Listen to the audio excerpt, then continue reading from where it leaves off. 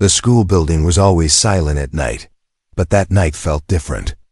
Ethan Hawley, the tired human janitor and single father, pushed his cleaning cart through the empty hall, humming softly to stay awake. The lights flickered above him like something was wrong with the wiring again. He sighed. Another thing he would have to fix alone. Then he heard it. A soft tapping. Tap, tap, tap.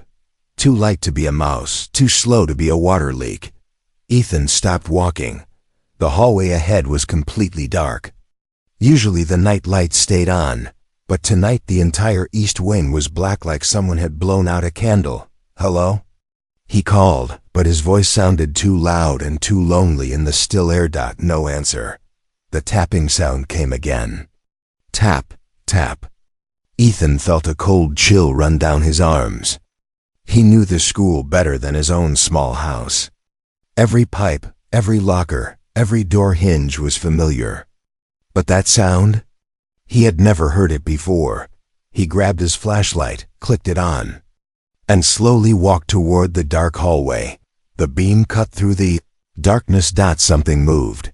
Ethan froze. At first he thought it was two small animals. But when he stepped closer, his breath stopped in his throat.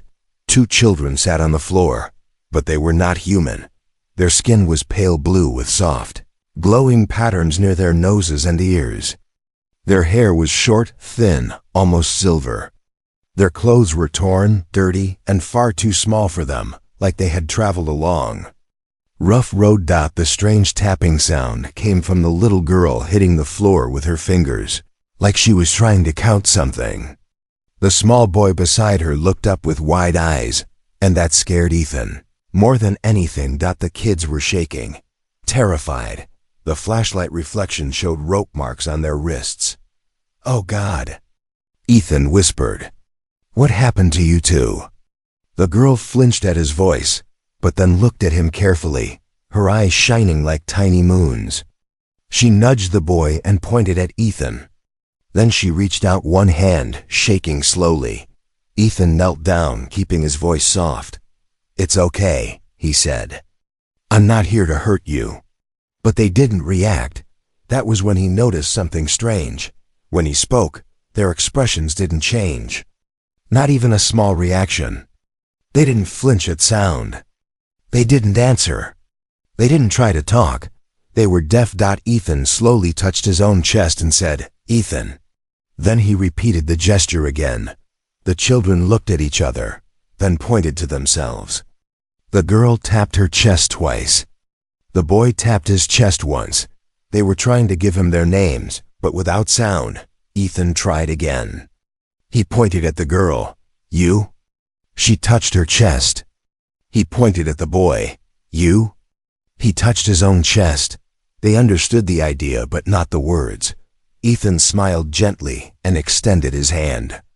The boy jumped back, but the girl grabbed Ethan's wrist and pressed her forehead against his hand.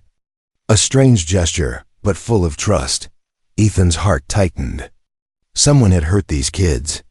Someone had scared them so much that a stranger's hand felt safer than the dark they came from.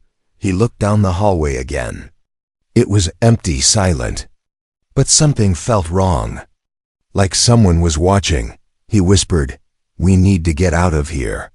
He wrapped his jacket around the twins, carrying one and letting the other hold his arm. They were cold, so cold he could feel their shivers even through the fabric. When he turned to leave, he saw it, a symbol on the floor, a glowing mark, fading slowly. Like something had transported them here. Or chased them here. The girl tugged Ethan's sleeve and pointed behind them. A shadow moved at the far end of them. Hauled out tall, thin, too quiet. Ethan didn't wait to understand what it was.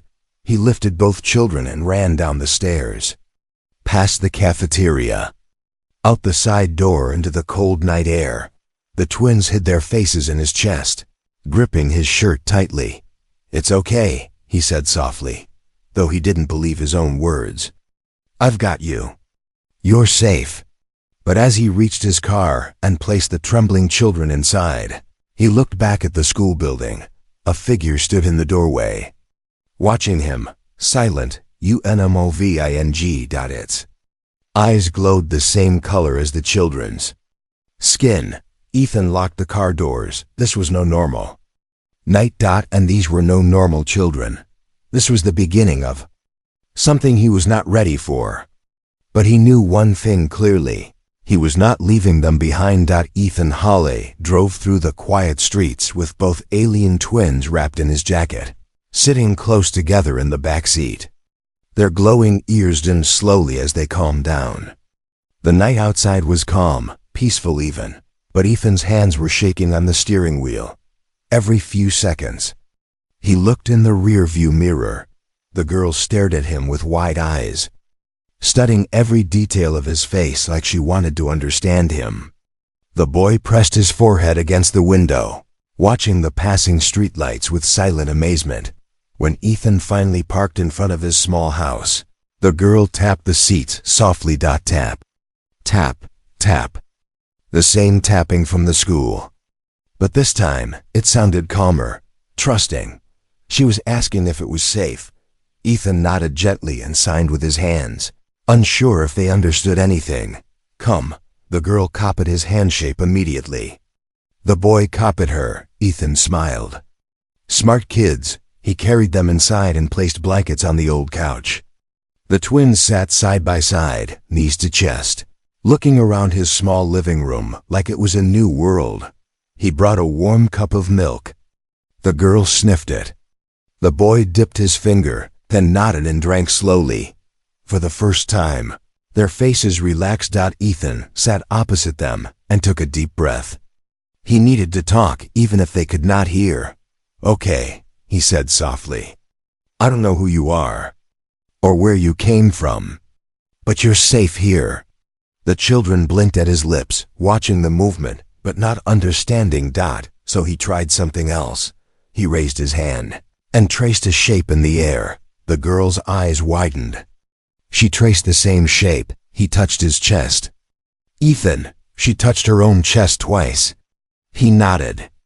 Leary, he whispered. She smiled for the first time. Then the boy touched his chest once. Caro, Ethan said softly. The boy also smiled, shy, small, but real. Now he had their names. Liri and Caro. The first lesson, the next morning, sunlight warmed the living room. Ethan found Leary and Caro sitting at the table, tapping patterns on the wood as if they were communicating through touch. Ethan placed a notebook in front of them. He wrote ETHAN in big letters. Then he pointed to himself. Ethan Iri touched the letters gently, tracing each one with her finger. Caro leaned closer. Then Ethan pointed at her and wrote Liri. She smiled again, soft but proud. Then he wrote K. Caro tapped the notebook twice, excited. Ethan laughed quietly. They were learning fast. Too fast. Like their minds worked faster than human children.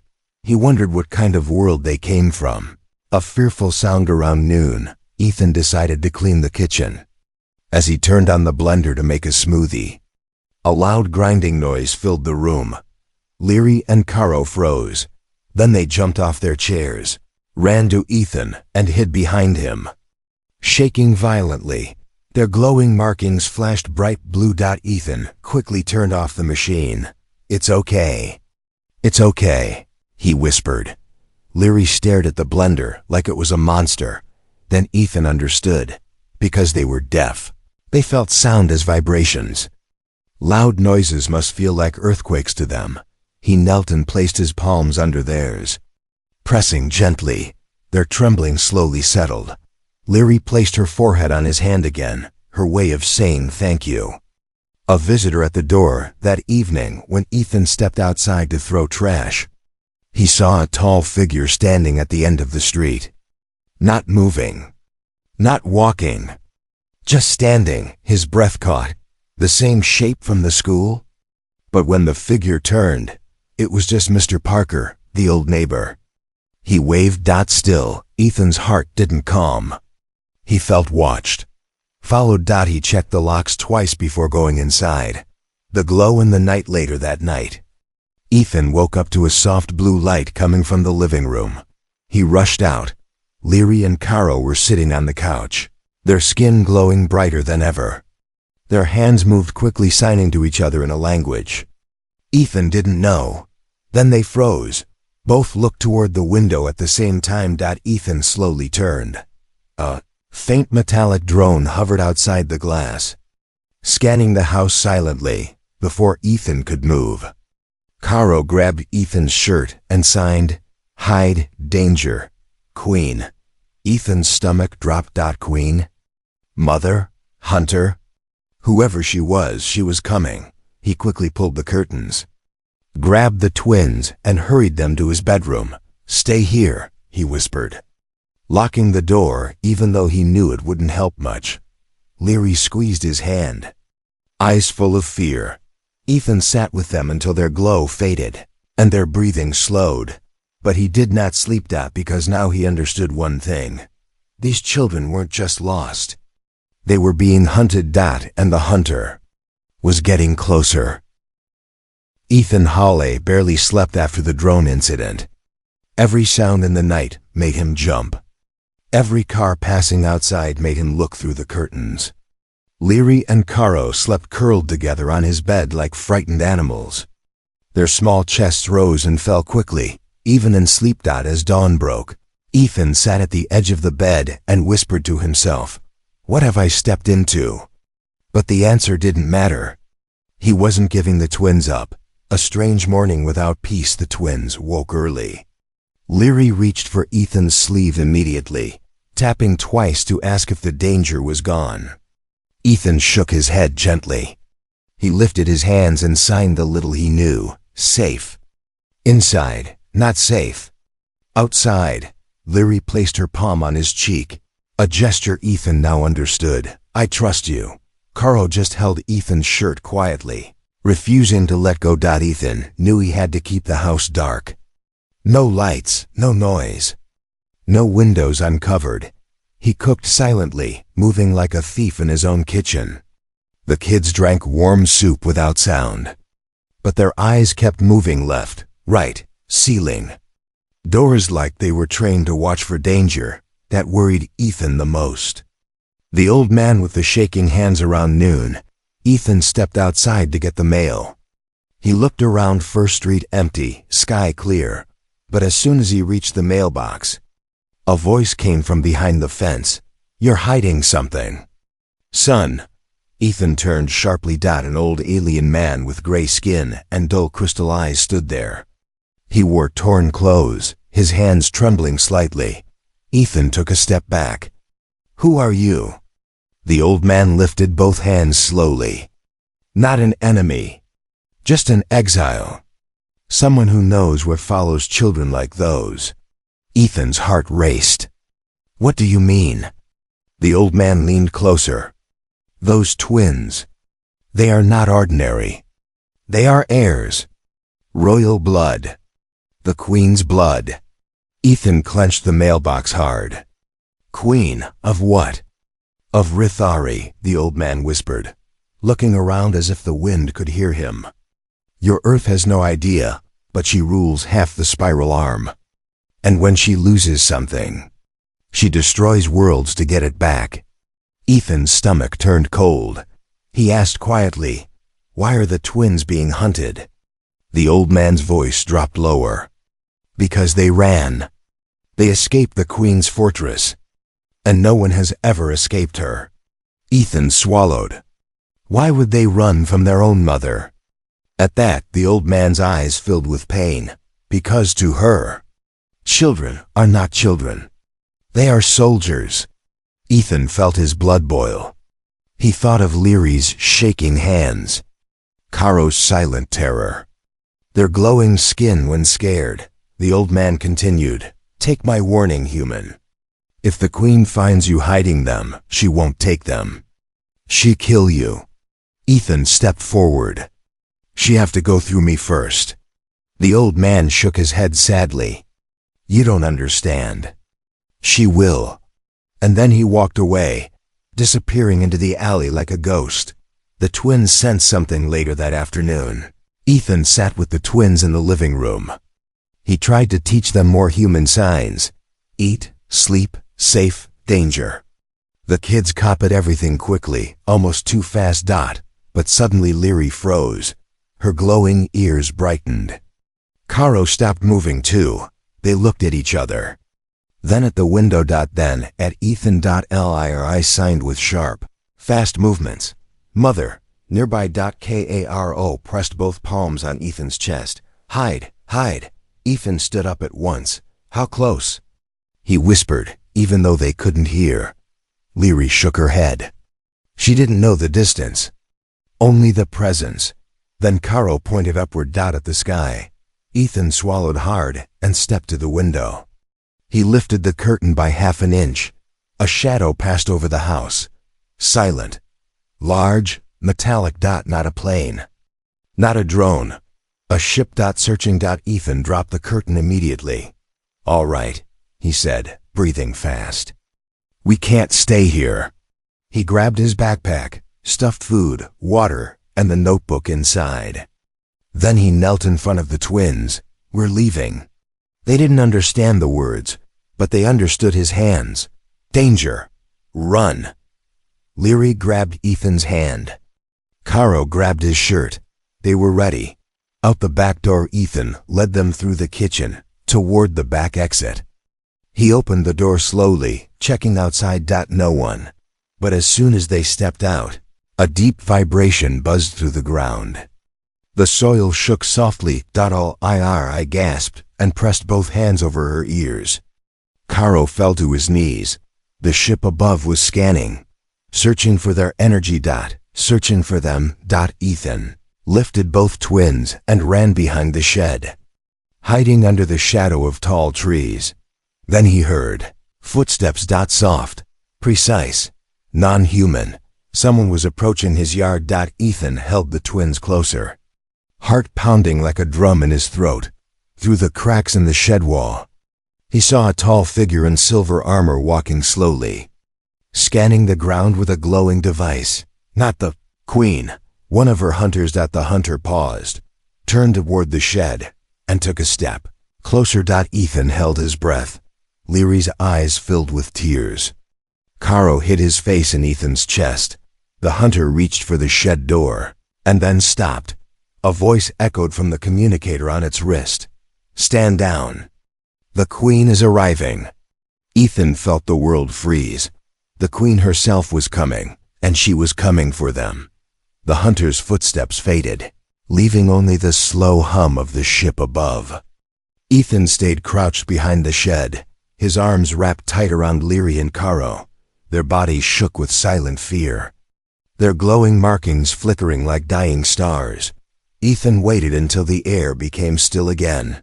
We move, he whispered, knowing they couldn't hear but feeling they understood his urgency. But before he could stand, the ground trembled. This wasn't a ship scanning. This wasn't a drone passing. This was something heavier, closer, alive. Ethan held the twins tighter as a deep vibration crawled through the soil, shaking the shed's wooden walls. Then everything went silent, dead silent. Even the birds stopped moving. Leary lifted her head slowly. Caro gripped Ethan's shirt. Both looked toward the backyard gate. Ethan followed their gaze. A tall shadow stood there. Then the gate creaked open, and she stepped inside. The queen arrived. She was taller than any human woman Ethan had ever seen, almost 7 feet. Her skin was a deep crystalline blue, glowing softly in the dim light.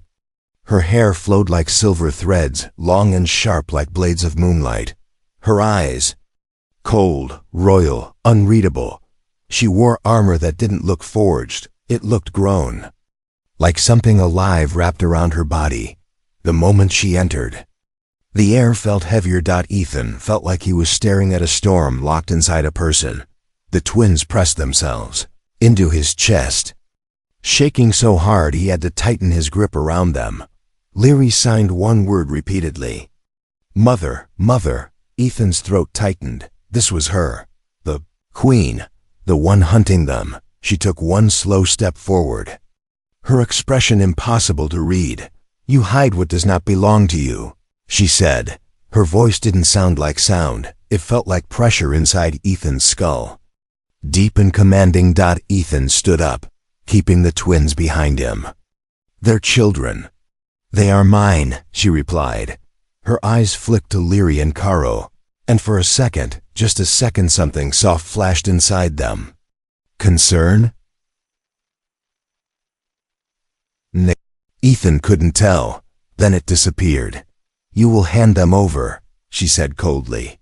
Now, Ethan swallowed, but his voice did not shake. They're terrified of you. The Queen paused. The wind brushed her silver hair, but she stood perfectly still. Fear is a weakness, she said. One that must be removed. Ethan felt anger rising. They're not soldiers. They're kids. The Queen tilted her head, studying him like he was a strange insect. You misunderstand, human. Their birth determines their purpose. They were created to rule. They were created to live. Ethan shot back. Silence. Then the Queen's eyes narrowed. You speak boldly for a janitor. Ethan stepped closer. You speak coldly for a mother. The Queen's gaze sharpened like a blade. The twins clung to Ethan's legs, shaking. For the first time, the Queen's jaw tightened. Why do they hide behind you? She demanded, her voice cracking slightly. Leary peeked out, eyes full of fear. Caro pressed his face into Ethan's back. The Queen raised a hand and the twins flinched violently. She froze. Her hand trembled. In that moment, Ethan saw it. Not power. Not rage. Guilt. The Queen lowered her hand slowly. Her voice softened by a fraction. They were taken from me. Ethan shook his head. No, they ran. The Queen's eyes darkened, like he struck a wound she tried to hide. She took a long breath. They ran before I could complete their hearing restoration ritual. Ritual? Ethan echoed, horrified. You burned them. The Queen didn't answer. Leary touched Ethan's hand and signed quickly. Pain. Fire. Run. Karo nodded. Tears forming. The Queen looked away, shame twisting her expression for the first time. I pushed them too hard. Ethan stepped forward, anger and sorrow blending in his chest. They're deaf. They're scared. And all they want is to feel safe. The Queen closed her eyes for a moment. When she opened them, they glowed brighter. You will bring them to my ship at sunrise, she said softly. That is my final command. Ethan clenched his fists. And if I don't? She looked directly into his eyes. Then I will take them by force, she said, and destroy anything in my way. The twins tightened their hold on Ethan. The Queen saw that, saw how small they looked behind a human, and her voice dropped lower. You have one night, she said. One night to say goodbye. She turned, walking toward the gate, but before she left, she looked over her shoulder, her face conflicted. Human, she whispered. Why, do they trust you? Ethan met her gaze firmly. Because I treated them like children. The Queen's eyes flickered with something like pain. Then she disappeared into the shadows. Ethan closed the gate behind her, heart pounding. One night. One choice. But he already knew. He was not giving them up. Not now. Not ever. Ethan didn't sleep that night. Neither did the twins. Leary curled against his side, clutching his sleeve like it was the only safe thing left in her world. Caro sat on Ethan's other side, knees pulled to his chest, staring at the window as if the Queen might appear there at any moment, every time the wind shook a branch outside. Both twins flinched. Ethan ran a hand gently through their silvery hair. I'm here. I'm not leaving. They didn't hear the words, but they felt the promise. The memory Leary couldn't hold inside. Around midnight, Leary began tapping Ethan's arm fast, urgent. She lifted her small hands and tried signing something complicated. Her movements were sharp, broken by fear. Ethan recognized only a few signs. Burn, ritual, mother, pain, run.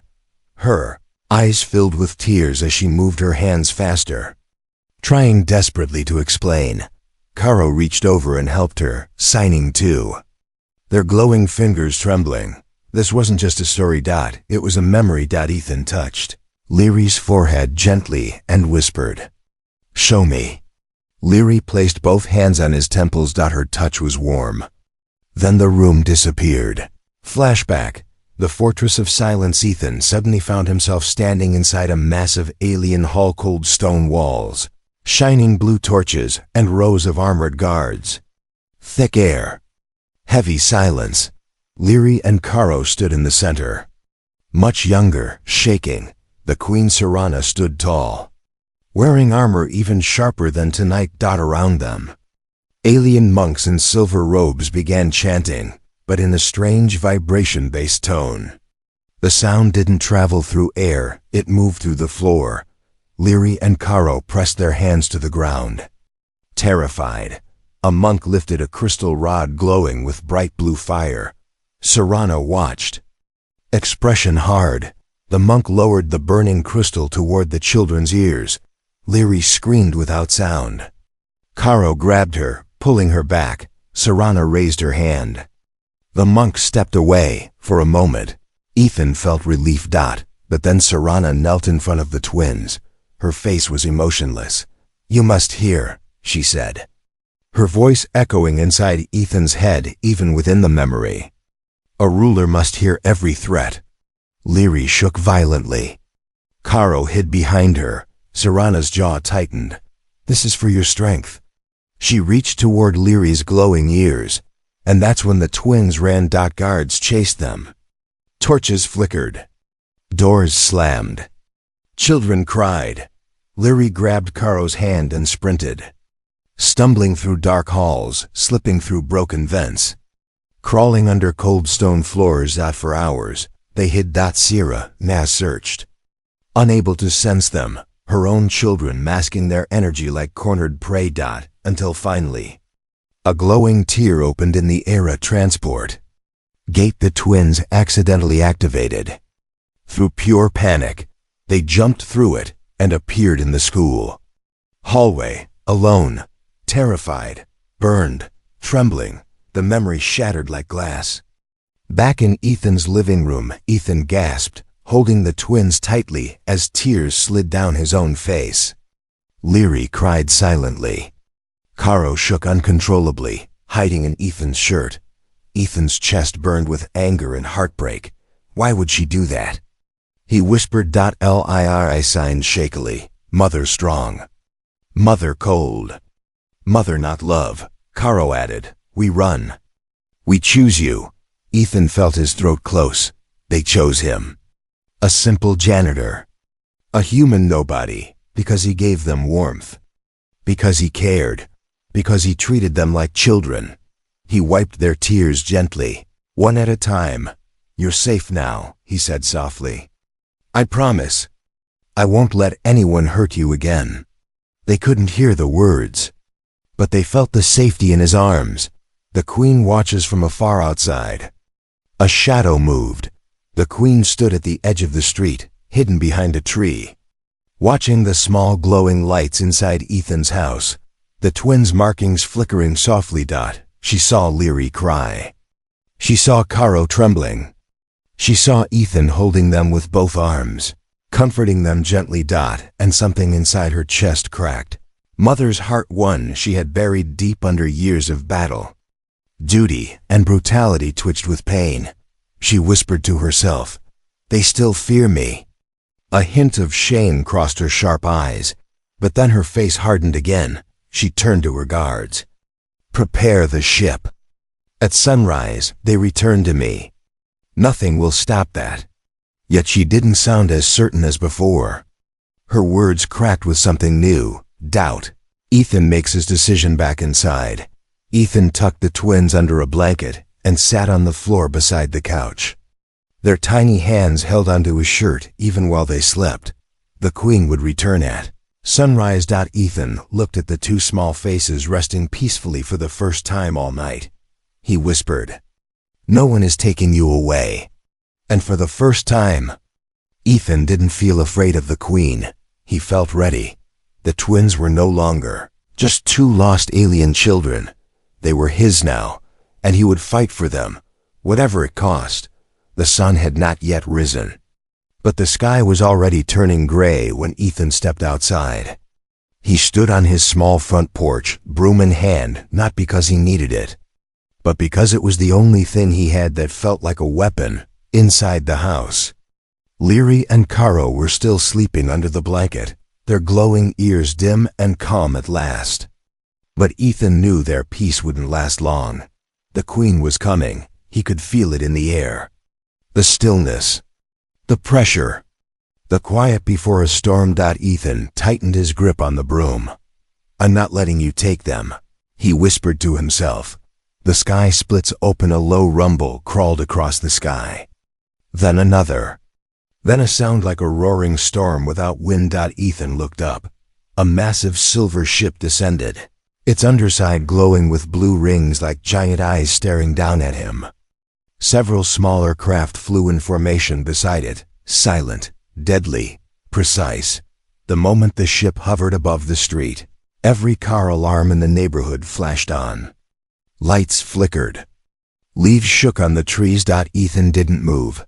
He stood tall on his porch, a human janitor holding a broom, facing a royal alien warship without flinching. The main ramp opened. And from the blue-lit entrance, armored guards stepped out 6 feet tall, with silver helmets and glowing staffs. Their armor gave off a low hum like living metal.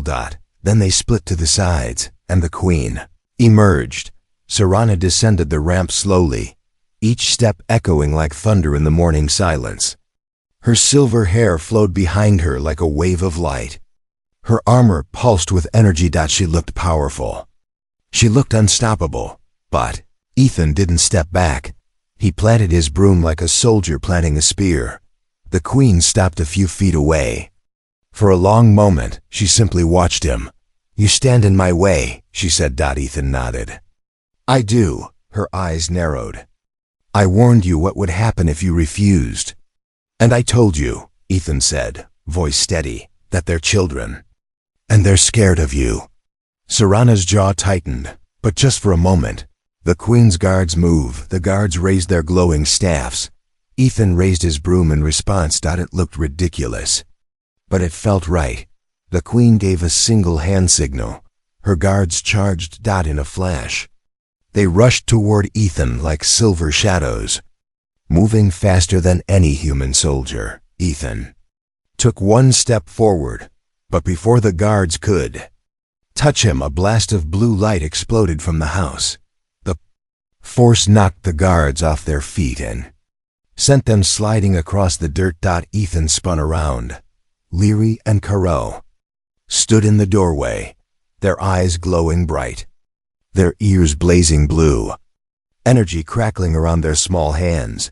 Leary signed sharply to the Queen. "Stop, no hurt." "Our human." Caro added. "You hurt him, we fight." The Queen froze. Her eyes widened at the sight of them. Not because they were glowing, but because they were defending someone. Defending him. A human. A mother's shock. Serana stepped closer, slowly, as if afraid to scare them. "Leary." "Caro," she whispered. But the twins moved back, hiding behind Ethan. That single movement ripped something inside Serana. Her face always cold, always distant, cracked with pain. "Why?" she whispered. "Why do you fear me more than him?" Leary signed. "He warm." "You cold." Caro signed. "He love." "You command." The words hit Serana harder than any weapon. Her voice shook. "I did what I thought was right for you. I wanted you to be strong." Leary stepped out a little, eyes full of sadness. "We wanted Mother, not Queen." The guards lowered their weapons. The wind stopped. Even the ship's hum softened. Ethan looked at Serana. "You don't need to be a queen right now. You need to be their mom." Serana's eyes glowed faintly. Not with power, with tears she refused to release. "I do not know how," she said quietly. Ethan stepped aside slightly, giving her space. "Then learn," he said. "Start now. Start small." Serana stared at the twins, breathing slowly, scared in a way she had never been before. She knelt something no one in her empire had ever seen her do. Her voice cracked. "May I come closer?" Leary hesitated. Caro looked up at Ethan. Ethan nodded gently. The twins walked forward slowly. When Serana reached out her hand, they did not run this time. They placed their small palms on top of hers. The glow around them dimmed. Their fear slowly eased. And Serana, queen of 1,000 systems, closed her eyes as a tear finally escaped down her cheek. But a loud beeping sound came from Serana's wrist communicator. She stood quickly, face turning hard again. A hologram appeared, an alien officer. "Your Majesty," he said urgently. "The Galactic Council has detected unauthorized contact with humans. They demand your immediate presence. And they know the heirs are alive." Ethan's heart dropped. Serana whispered, "If they come, they will take the twins and kill you, just for helping them." Ethan looked at her. "Then we protect them together." Serana stared at him, shocked that a human would stand beside her. "We are not safe here," she said. "The council will come." Ethan took the twins' hands. "Then tell me," he said firmly. "Where do we run?" Serana looked at the sky, the clouds gathering like war drums. She whispered, "Because now they are hunting all of us." The sky turned dark again, long before sunset. Heavy clouds gathered above Ethan's small neighborhood, as if the world was holding its breath. Leary and Caro clung to Ethan's sides while Serana, the Queen of Rithari, stood before them, tall, powerful, but shaken in a way no one in the galaxy had ever seen. The message from the Galactic Council changed everything. They weren't chasing only the twins. They were coming for all of them. Serana looked up at the sky, her silver hair whipping in the cold wind, then turned back to Ethan. "We must flee," she said quietly. "My ship cannot stay here. The council will trace its signature." Ethan squeezed the twins' hands. "Where do we go?" Serana hesitated. For the first time, she didn't have an answer. A queen admits fear. Her voice softened. "There is no safe place. Not for you. Not for them. Not for me." Ethan studied her face. Behind her glowing eyes, behind the hard warrior shell, there was something he never expected to see: real fear. A mother's fear. "Then we stay together," Ethan said. "We find a way. But we don't split." The twins nodded immediately, their small hands gripping his tighter. Serana exhaled slowly. "The council will take them if they find us. They believe royal heirs must be raised in the old ways. The rituals, the discipline, the cruelty. Not anymore," Ethan said firmly. Serana looked at him, really looked. "You speak as if you can protect them from an entire galaxy." "I can protect them from losing their childhood," Ethan said. "And that's enough for me." It was the first time Serana lowered her eyes in front of anyone. "Teach me," she whispered. Ethan blinked. "Teach you what?" Her voice cracked. "How to be a mother." Leary's eyes widened. Caro's markings glowed softly. This was the moment they had waited for. The twins take the first step. Serana kneeled down, slowly, carefully, not as a queen, but as a woman trying to reach her children.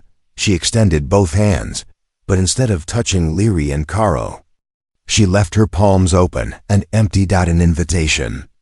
Not a command. Leary stepped forward first. Her hands trembled as she touched Serana's palm. Caro followed, resting his forehead against her wrist the same way he did with Ethan. Serana's breath broke. The glow in her eyes dimmed into something warmer. "They forgive you," Ethan said quietly. Serana shook her head. "No, they trust you." "They trust us now," Ethan replied. The plan to escape, but the moment couldn't last. The sky above vibrated with distant thunder, except it wasn't thunder. It was engines. Serana's communicator buzzed sharply. She checked it. Her face went pale. "Council scouts," she whispered. "They are minutes away." Ethan grabbed the twins protectively. "Then we run." "No," Serana said suddenly, eyes flashing with determination. "We hide. Where?" Ethan asked. Serana pointed to her massive ship. "Inside. The council will not scan a vessel they think has already departed. But it's still here." Serana smiled, slightly sharp, dangerous, royal. "Then we make them think it's gone." A dangerous trick. Serena tapped her wrist console. The huge ship hummed, then shimmered, and in a burst of blue light, it turned invisible, leaving only a faint distortion in the air. "Cloaking," she said. "Forbidden by the council. But I will break every law for them." She guided Ethan and the twins into the invisible doorway. Inside, the ship was dim and quiet, glowing with pale blue energy.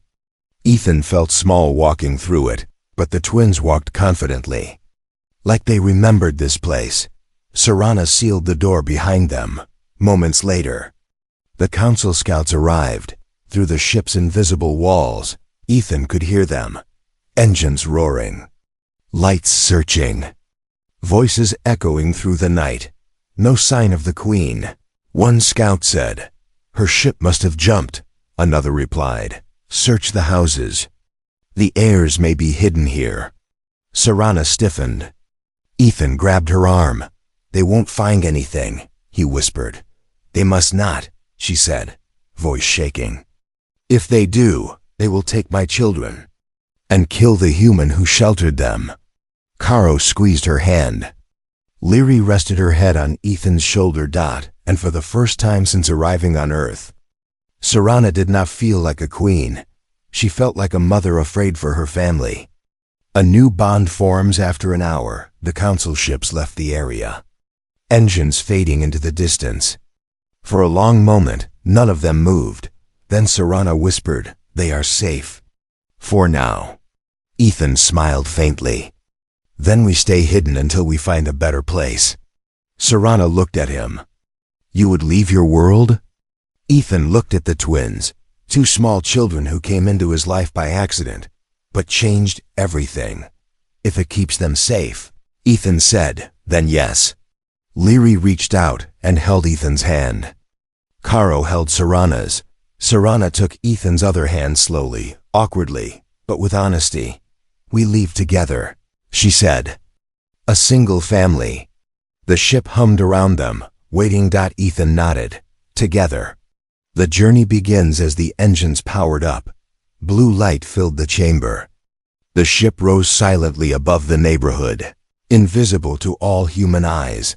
Leary and Caro pressed their faces against the glass wall, watching Earth shrink below. Serana stood behind them, her hands trembling, but for the first time, not from fear. From hope. Ethan placed his hand on the console. "Where to?" Serana smiled softly, almost human. "A world where they can grow without fear. A world where a queen can learn to be a mother. And a human can become more than he ever believed." The ship broke through the clouds, leaving Earth far behind. A janitor. A queen. Two deaf alien twins. One new family. Their journey had just begun.